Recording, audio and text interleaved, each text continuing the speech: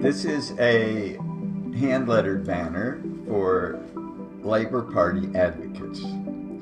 Labor Party advocates was initiated by Tony Mazzocchi and other leaders in the Oil, Chemical, Atomic Workers Union, which was one of the most progressive industrial unions in the U.S.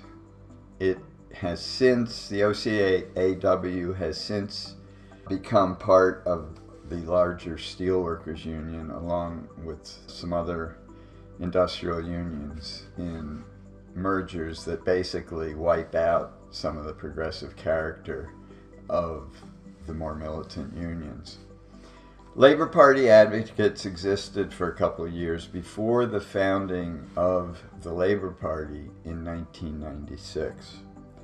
And the name really says it all. What we were doing is trying to build support within the labor movement for a labor party.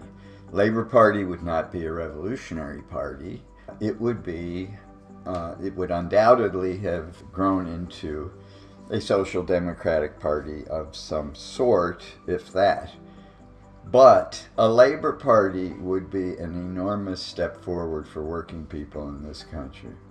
The reason that we do not have universal medical care, the reason we do not have free education through the university, the reason we do not have decent public transportation system, and so many other things that are enjoyed by advanced capitalist countries in Europe and other parts of the world, is because there is no party based on the working class in the United States.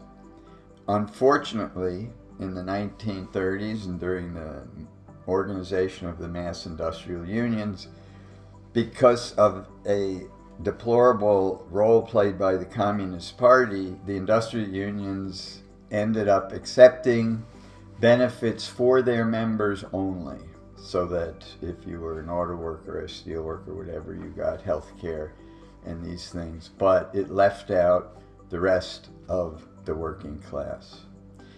So the fight to get a labor party would be, if we were successful, would be a giant step forward.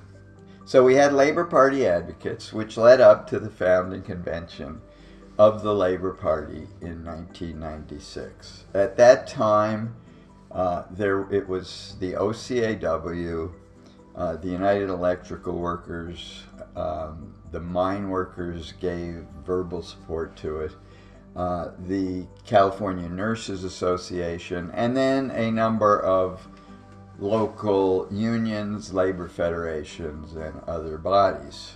For example, the Industrial Union Council of New Jersey, where I was the artist in residence, was one of the sponsors and was active in promoting the Labor Party. Unfortunately, after a few years, basically, the Democratic Party was successful through conservative labor officials in crushing the party, and it was never able to grow into the kind of formation that would run candidates and things like that. Nonetheless, it did carry on a lot of important activities, and it was successful in raising the idea of the Labor Party in broad sections of the labor movement.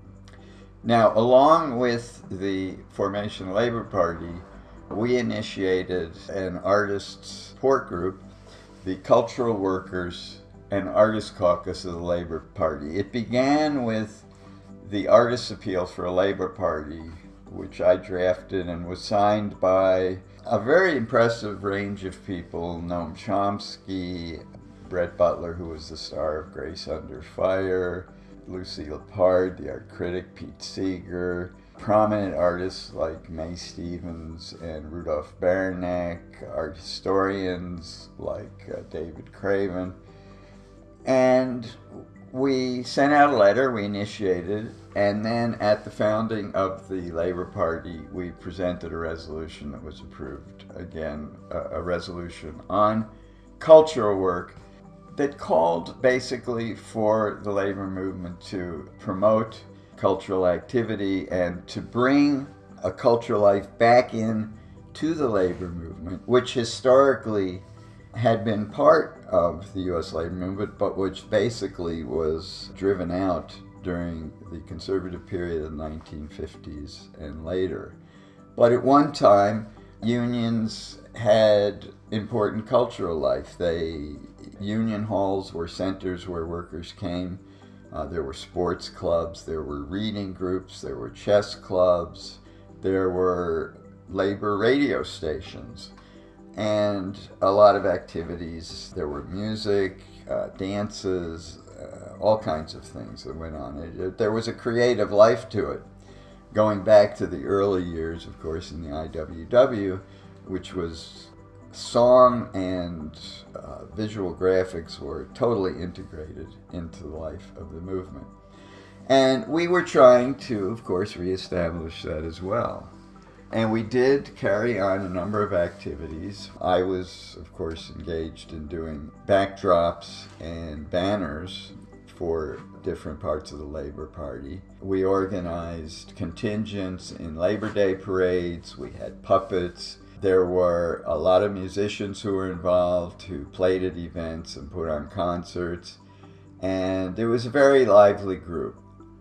Quack, the Cultural Workers and Artists Caucus, our symbol was a militant red duck that was designed by Gary Huck. We continued as long as the Labor Party went on, and eventually